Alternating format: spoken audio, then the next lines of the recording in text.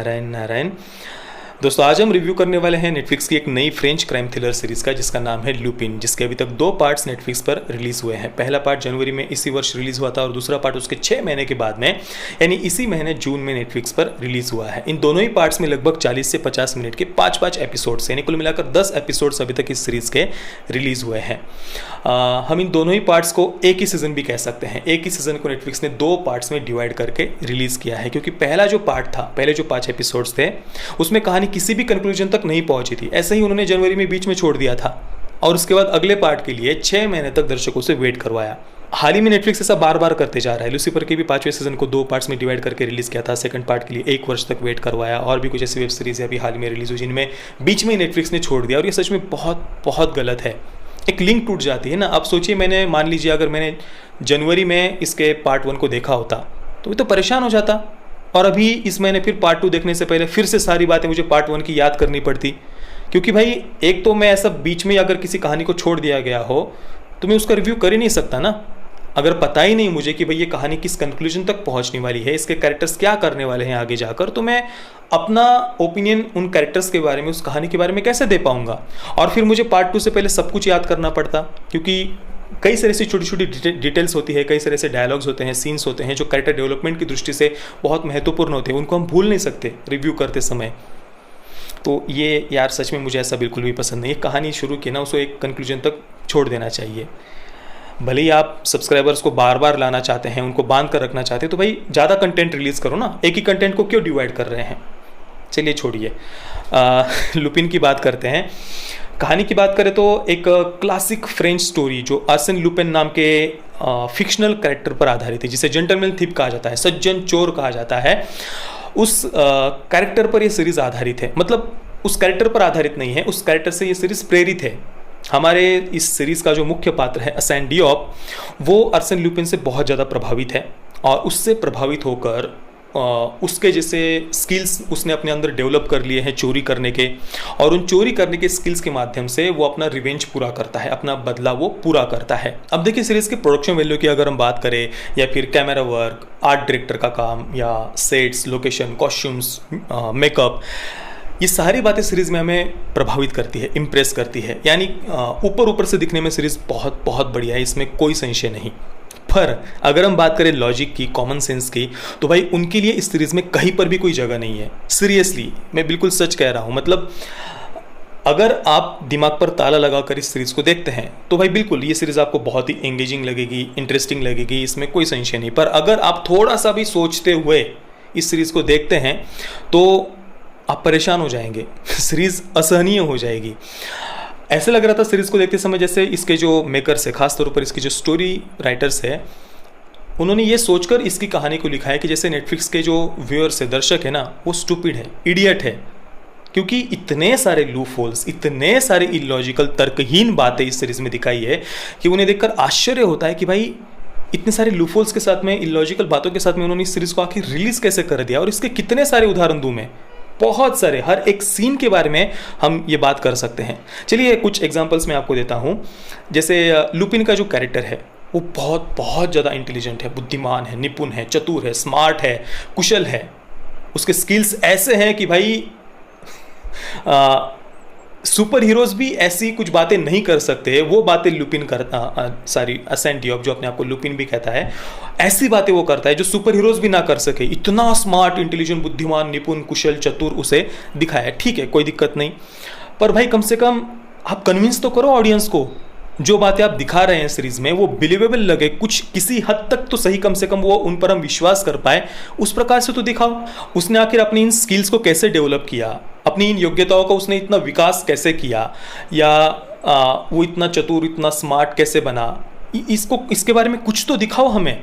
अभी यहाँ पर इसके जो कुछ फ्लैशबैक हमें दिखाया है लुपिन का, उस फ्लैशबैक में भी बिना मतलब की उसकी लव स्टोरी दिखाई है बचपन की, जिसमें बिल्कुल भी ज़रा सा भी हमारा इंटरेस्ट नहीं बनता है। और वैसे भी जिस प्रकार से उन्होंने उसके स्किल्स को दिखाया है ना, वो अनबिलीवेबल था। वो बिल्कुल भी, चलो बिलीव नहीं कर पाए वो भी ठीक है, पर वो सच में सरदर्द होता है वो सब देखकर। वो जो बातें वो करता है ना, इतनी इलॉजिकल थी, इतनी नॉनसेंस थी कि उस पर विश्वास कर ही नहीं पाते।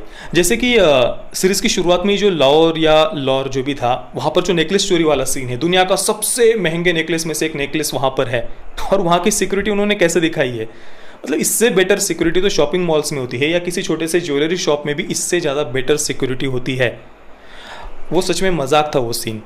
और वहाँ पर जो वो सीसीटीवी कैमरा बंद करने वाला सीन है, जो सीसीटीवी कैमरा बंद करने के लिए जाता है, उसे तो थोड़ा सा उसका दिमाग का स्क्रू ढीला ही दिखाया है, और वो जाने के बाद बंद कैसे करता है, वो ऐसे देखता है उधर, कैसे बंद करूँ, और वो उसे एक सामने लाल बटन दिखाई देता है, और वो उस लाल बटन को दबा देता है, और सीसीटीवी कैमरा सारे बंद हो जाते हैं। मतलब सीरियसली इतनी हाई लेवल सिक्योरिटी आप दिखा रहे हैं, और वहाँ पर सामने ही एक लाल बटन दिया हुआ है सारे सीसीटीवी कैमरा बंद करने के लिए। हे भगवान। और उसके अलावा वो जो जेल वाला सीन था भाई, वो तो सच में उसे देखकर सर दर्द हो जाता है। एक तो वहाँ पर वो जिस प्रकार से अंदर जाता है, जिस कैदी से मिलने के लिए जाता है, उसी कैदी की जगह वो ले लेता है। चलो वो भी चलो हम मान लेते हैं, चलो उसने बस ऐसा हाथ पर हाथ रख दिया और उसकी हथकड़ी अपने हाथ में हथकड़ी पहन ली, चलो ठीक है वो भी मान लेते हैं। पर आप वो जेल जैसे कि इतना बड़ा है कि वहाँ के जो कैदी है, जो इनमेट्स है जेल के, वो अपने आप को एक दूसरे को पहचानते ही नहीं। जैसे जो असली कैदी था उसे बाहर निकाल देता है लुपिन या सेंटियोप, और उसकी जगह वो ले लेता है, फिर भी कोई नोटिस नहीं करता, ना जेलर, ना वहाँ के जो भी स्टाफ वगैरह है, ना कैदी, कोई जैसे नोटिस ही नहीं करता। इसके अलावा वहाँ पर अचानक से उसे एक बहुत ही मधुर स्वभाव वाली डॉक्टर मिल जाती है, उसके साथ उसकी दोस्ती भी हो जाती है। इसके अलावा एक जगह वो बास्केटबॉल खेल रहा है, इतने सारे लोग सामने हैं, और उन सब लोगों के सामने वो बास्केटबॉल की नेट जाली निकाल लेता है और कोई नोटिस नहीं करता। इसके अलावा जब वो सुसाइड वगैरह करता है, वो करने के बाद उसे वो CPR देकर फिर से जीवित कर दिया जाता है, और फिर एक इमरजेंसी एम्बुलेंस में भेज दिया जाता है, और वो एम्बुलेंस एक सिग्नल पर जाकर रुकती है एम्बुलेंस सिग्नल पर जाकर रुकती है, और वहाँ पर लुपिन असेंडियोप ऐसे ही दरवाज़ा खोलकर बाहर निकल जाता है पीछे की साइड, कोई नोटिस नहीं करता। या फिर वो गार्डन में जो डिलीवरी बॉय बनकर भागने वाला सीन था, वो देखिए कन्विंसिंग हो सकता था, उस पर हम विश्वास कर सकते थे, पर उसको भी उन्होंने बिगाड़ दिया था। मतलब सीरियस, इतने सारे पुलिस ऑफिसर्स उसके पास में ही खड़े होते हैं, फिर भी उसको पकड़ नहीं पाते, और काफ़ी देर से फिर बाकी सारे डिलीवरी बॉय वहाँ पर आते हैं, ठीक तरीके से वहाँ पर भी वो उस सीन को नहीं दिखा पाए हैं। इसके बाद वो जो कैसेट वाला सीन था भाई, वो तो इतनी महत्वपूर्ण क्लिप उन्हें मिलती है, पुरानी कैसेट इतनी मेहनत करके वो भेस वगैरह बदल कर वो कैसेट को चुरा कर लाता है एक बहुत बड़े मीडिया हाउस के यहाँ से, और उसकी वो कॉपी तक नहीं बनाते कैसेट की, ऐसे ही एक मीडिया हाउस को वो बिना कॉपी बनाए वो टेप दे देते हैं यार उस सीन को देखकर तो क्या कहूँ मैं। इसके अलावा वो जो असैन का जो बेटा था, उससे पता चल जाता है कि भाई कार की डिक्की में उसका बेटा है और कार को आग लगाई हुई है। वो तुरंत दौड़ते दौड़ते नीचे आता है, वो देखता है कि कार जल रही है, उसका बेटा डिक्की में है, और वो उस डिक्की को खोलना छोड़कर ऐसे दूर बैठकर रोने लग जाता है।